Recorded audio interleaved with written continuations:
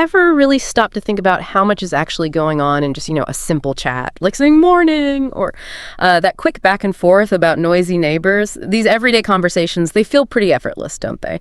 But there's actually a lot under the surface. Subtleties, rhythms, patterns. They're all key to, well, sounding natural when you speak. So today, we're doing a deep dive. We've got this stack of notes here from a source that really zooms in on these specific real-world English conversations. And it also talks about practical ways to get better at them. Our mission, basically, is to pull out the useful stuff, how these daily chats actually work, and the techniques this material suggests for practice using only what's in these notes. Yeah, what's particularly interesting, I think, is when you break these interactions down, like this material does, you start seeing these underlying structures, predictable flows almost. That's what makes communication sound genuinely natural. It's not just random words thrown together. Yeah. There's a real rhythm. Okay, right. Let's unpack this then. We're really looking at the building blocks based on this source of how people actually, talk to each other day to day. So the source material starts us off right at home. It gives this example of a morning routine chat between housemates, I think. Exactly, yeah, housemates. It lays out this specific dialogue. Jen says, "Morning? Did you sleep okay?" Kate replies, "Yeah, pretty well, thanks. You?" Jen, "Not really. The neighbors were noisy again." Kate, "Ugh, that's annoying. Want some coffee?" Jen, "Yes, please. You're a lifesaver." Kate, "Milk and sugar." Jen, "Just milk, no sugar, thanks." Kate, "Coming right up." Okay, so just looking at that exchange, what makes it feel typical, natural? What's the source telling us here? Well, it's a perfect little snapshot, isn't it, of those essential kind of low-stakes moments you have every morning. You've got the simple greeting, that immediate check-in, "Did you sleep okay?" Yeah. Which is quite common. Then mentioning a relatable problem, like noisy neighbors, it's a shared annoyance. Right, the common ground. Exactly. And then the offer of help coffee. Pretty universal way to be nice in the morning. And I think that response, "You're a lifesaver," is key. That specific phrase, it's not just literally about the coffee, is it? It's a very natural, quite strong way to show gratitude in English. It shows how these little rituals are kind of baked into the language. So these are really fundamental interactions you'd encounter all the time. Understanding this flow, the check-in, maybe a shared minor complaint, the offer, the specific way of accepting gratefully, it's, like you said, more than just vocabulary. The material seems to highlight it as navigating that social ritual of just starting the day together. Precisely. Okay, so that's the home front. What about when you step outside? Head to the office. The source gives us another scenario for that workplace small talk. Colleagues this time. Right. And this one shows how people connect, but maybe a bit more briefly. It's a different setting. Yeah. The conversation it gives is, "Mark, hey, how's your morning going?" Lisa, "Not bad. Just trying to catch up on emails." Yeah. Mark, "Same here. I've got back-to-back meetings all day." Lisa, "That sounds rough." Mark, "Tell me about it. At least it's Friday, though." Lisa, "True. Got any plans for the weekend?" Mark, "Maybe just relax, watch some Netflix." Lisa, "I'm visiting my parents. Haven't seen them in weeks." Yeah, okay, that feels very familiar too. What's the specific exchange telling us about office chat based on the source? It really demonstrates how colleagues kind of navigate the start of the day or maybe the end of the week without getting into anything too heavy or personal. It's that quick check-in. How your morning? Then sharing common, low-risk work stuff, catching up on emails, back-to-back meetings. Relatable work complaints. Yeah. And notice the commiseration phrases. "Oof, that sounds rough," and "Tell me about it." According to this material, those little phrases are really key for showing empathy quickly, appropriately, in a work context.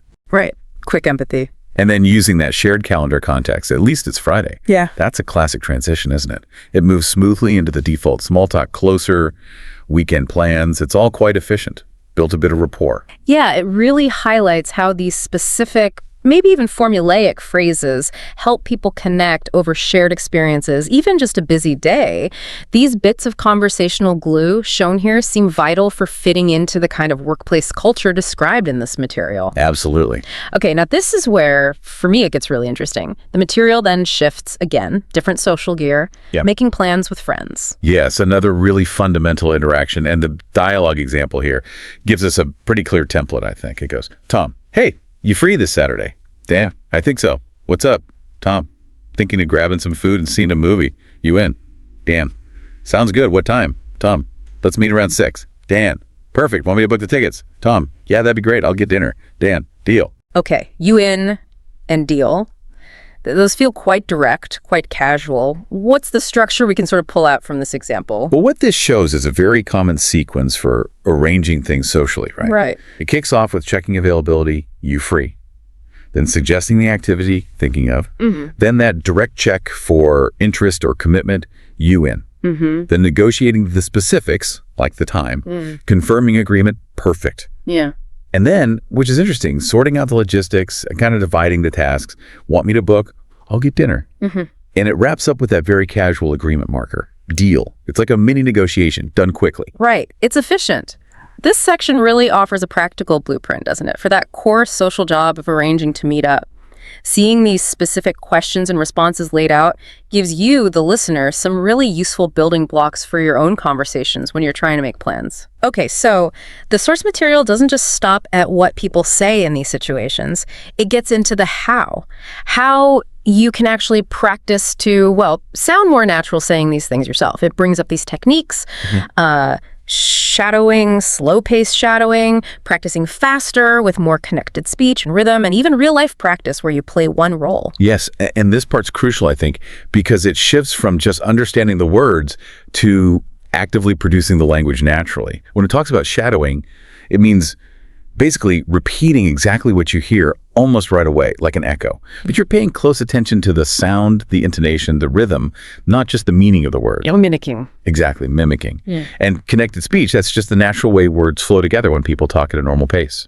You know, how sounds change or link up. Not pronouncing every single word perfectly separately. All right. The notes explicitly say focus on stress, intonation, emotion, and prioritize connection and rhythm over getting every single sound perfect in isolation. So it's not about just listening passively. It's suggesting you need to actively engage with the sound and the feel of the language, using these techniques like shadowing and role-playing based on the conversation examples it gave us. Yeah, it's a very active approach.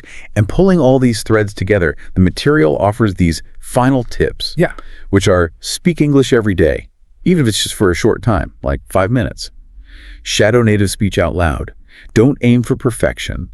Aim for that connection and rhythm, and really pay attention to stress, intonation, and the emotion behind the words. Okay. So what does this all mean then when you put the conversation examples next to these practice tips?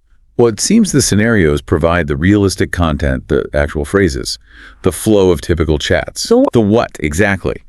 And the tips provide the method how to actually internalize that content and bring it to life in your own speech. This source really seems to imply that getting comfortable sounding natural in these everyday interactions, it comes down to consistent, focused practice. But practice specifically on the sound and the rhythm of the language, using these kinds of realistic examples as your sort of script. So the core message from this material seems to be focus on these specific realistic situations, use these active practice methods like shadowing and role play, and that's how you build genuine confidence and fluency for handling everyday English conversations. That seems to be the thrust of it, yes. Right. So we've walked through those specific examples from the material, the morning chat, the office small talk, making plans with friends, and we've looked closely at the practice methods it recommends, the shadowing, the focus on rhythm and intonation.